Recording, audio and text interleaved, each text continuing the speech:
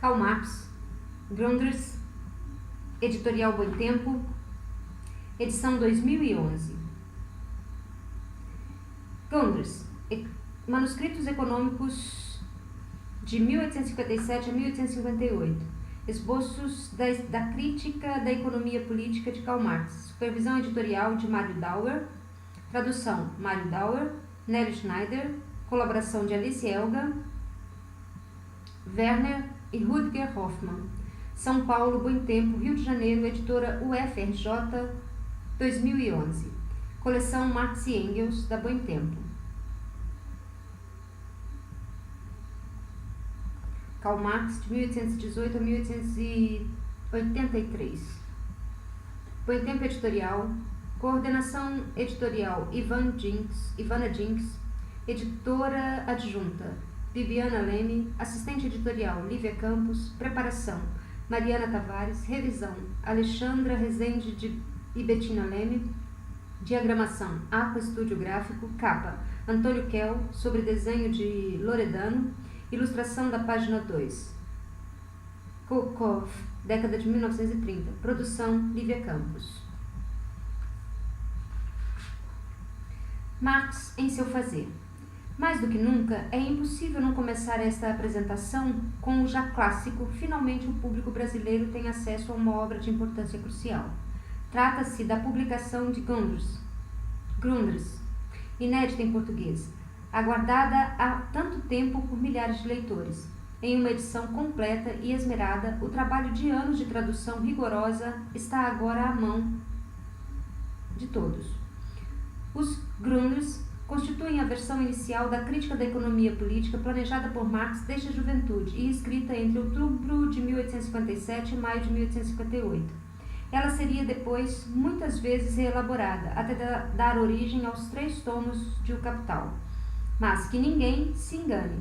O fato de ser uma primeira versão não faz destes escritos algo simples ou de mero interesse histórico. Além de entender o ponto de partida da grande obra de maturidade de Marx, eles permitem vê-la de uma perspectiva especial só possível com manuscritos desse tipo, pois, como não pretendia ainda publicá-los, o autor considerava uma etapa de seu próprio esclarecimento, concedendo-lhe liberdade ou concedendo-se liberdades formais abolidas nas versões posteriores. Por exemplo, o trato com os termos da lógica de Hegel excede muito aqui o mero flerte. Depois confessado, abre-se assim a polêmica sobre o caráter dessa relação privilegiada, se simples momento mais tarde corrigido ou se algo constitutivo que deveria ser ocultado. O emprego frequente dos termos da lógica do posto e pressuposto e as ousadas formulações do fetichismo do dinheiro e da particular subjetividade do capital na oposição dialética do trabalho assalariado apresentam aqui uma força sugestiva e explicativa própria, às vezes em detalhe depois desaparecido, às vezes nas amplas pinceladas que visam realçar o essencial. Marx revela intenções surpreendentes na sua crítica. Escrevendo para si, pôde explicitar e dar livre curso a ideias mais tarde reduzidas à digressão acessória. Pôde tentar múltiplos caminhos e errar, em todos os sentidos da palavra. Marx aproveitou a circunstância e deu assim aos estudiosos de sua obra a oportunidade de entendê-la mais profundamente. Resta então apenas saudar a iniciativa da Boitempo Editorial e a paciência dos tradutores, desejando também aos leitores sucesso na empreitada de seu estudo. Jorge Grespin. Grundrisse, Karl Marx, supervisão editorial Mário Dauer. A Boitempo Editorial presenteia os leitores de língua portuguesa com uma primorosa tradução dos quase lendários Grundrisse, a obra de Marx que somente veio à luz na primeira metade do século XX em virtude dos conflitos centrados no controle que o Partido Comunista da ex-URSS exerceu sobre os escritos não divulgados do filósofo de Trier, como parte da luta ideológico-política pela exclusividade do verdadeiro Marx. Os Grundrisse foram considerados inicialmente apenas esboços das ideias que o pensador alemão estava elaborando para os textos de O Capital, sua obra-prima, espécie de amostra de work in progress do que viria a ser a obra central de Marx, um borrador tantas vezes retocado que poucos se atreviam a citar. Aliás, mesmo O Capital experimentou tantas reformulações que Engels, após a morte de Marx, encontrou enormes dificuldades para ser fiel ao pensamento de seu companheiro e editar os volumes que ele não pudera terminar em vida. Sabe-se que o fundador de uma das mais importantes correntes do pensamento moderno era tão rigoroso consigo quanto com seus adversários. Descobriu-se com o tempo que os grandes são muito mais que esboços ou adiantamentos da obra de Marx, talvez por não sentir concluídas as ideias que elaborava na ocasião. Excluiu das obras que publicou e também daquelas às quais se dedicaram Engels e Kautsky. Preciosos textos que, mesmo não estando literalmente acabados, constituem patrimônio do marxismo e das ciências humanas de inestimável valor. O vigoroso teórico pode ser justamente tido como um escritor de primeira plana. Ele tinha, sem muita modéstia, inteira consciência de seu valor literário, e talvez por exagero, e que temperamento tenha deixado na obscuridade muitos textos que estão nos Grundrisse.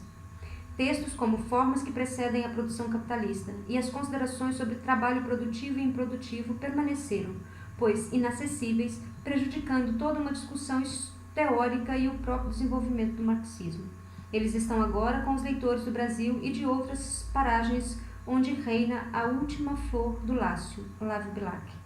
Para nossa delícia teórica e nossas elaborações da tradição marxista, eia, pois, a tarefa. Francisco de Oliveira. Bom Tempo, 15 anos, Faperche como patrocinadora. Grundrisse. Karl Marx, Grundrisse, Manuscritos Econômicos de 1857 a 1858, Esboços da Crítica da Economia Política, Supervisão Editorial Mário Dauer, Tradução Mário Dauer, Nelly Schneider, com a colaboração de Alice Helga Werner e Rutger Hoffmann. Editorial Bom Tempo. Sumário. Nota da edição na página 7, apresentação Mário Dauer, página 11, Bastiat e Carey, página 27, prólogo, página 27, dos salários, página 32, introdução, página 37, capítulo 1, produção, consumo, distribuição, troca e circulação, 39, capítulo 1.1, a produção em geral, 1.2, a relação geral entre produção, distribuição, troca e consumo, página 44, 1.3, o método da economia política, página 54, 1.4, produção, meios de produção e relações de produção e relações de intercâmbio, formas de estado e de consciência, em relação às relações de produção e de intercâmbio, relações jurídicas e relações familiares, página 54. Elementos fundamentais para a crítica da economia política, seção. Grundrisse, primeira parte, nota 61, 65. Segundo capítulo. Capítulo do dinheiro, página 67. Alfred Darimon de la Réforme des Banques, Paris, 1856, página 67. Item 1. Gênese e essência do dinheiro, página 90. Item 2. Os metais preciosos como portadores da relação de dinheiro, página 120.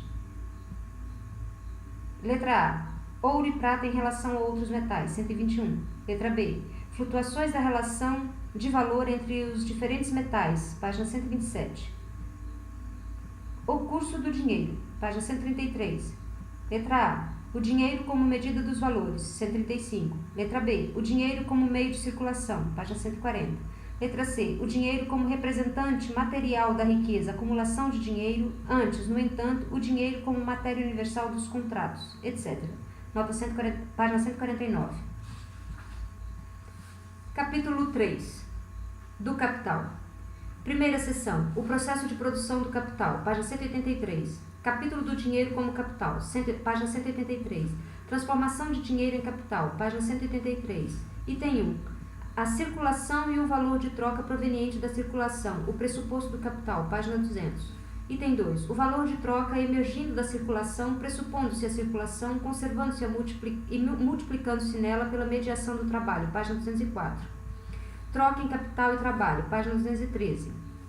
Processo de trabalho e processo de valorização, página 237. Mais valor absoluto e relativo, página 270.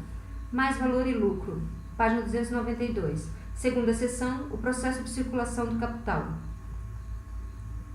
Reprodução e acumulação do capital, página 327. Formas que precederam a produção capitalista, página 388. O circuito do capital, página 424. Teorias sobre mais valor e lucro, página 454. Capital fixo e capital circulante, página 517. Capital fixo e desenvolvimento das forças produtivas da sociedade, página 578. Circulação e reprodução do capital fixo e do capital circulante, página 596. Terceira seção. O capital que gera frutos, juro, lucro. Custos de produção, página 623. Complementos aos capítulos do dinheiro e do capital, página 653. O dinheiro como medida dos valores, página 665. O dinheiro como meio de circulação e como valor autônomo, página 680. Maquinaria e lucro, página 693. Estranhamento, página 705. Miscelânea, página 707.